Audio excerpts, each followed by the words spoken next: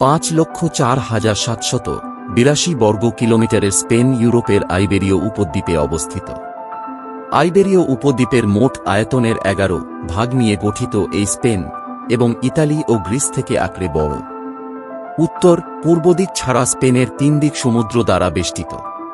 পূর্ব দিকে আছে ভূমধ্যসাগর, দক্ষিণে আছে আফ্রিকাকে বিচ্ছিন্নকারী জিব্রাল্টার প্রণালী, পশ্চিমে আটলান্টিক মহাসাগর এবং স্পেনের সাথে ফ্রান্সের ভূখণ্ডের যে সংযোগ রক্ষা করেছে তা হল পিরোনিস পর্বতমালা।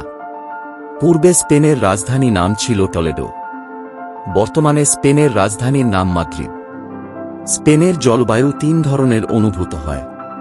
প্রথমত ভূমধ্যসাগরীয় জলবায়ু, দ্বিতীয়ত উপত্যকার মহাসাগরীয় জলবায়ু, তৃতীয়ত পাহাড়ি জলবায়ু।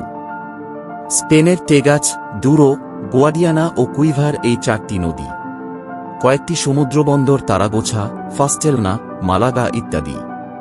এজন্য প্রাচীনকাল থেকেই ব্যবসা বাণিজ্যের কারণে বিভিন্ন দেশ ও জাতি স্পেনকে দখল করে। ফলে স্পেনে বিভিন্ন জনগোষ্ঠীর আশ্রয়স্থলে পরিণত হয়।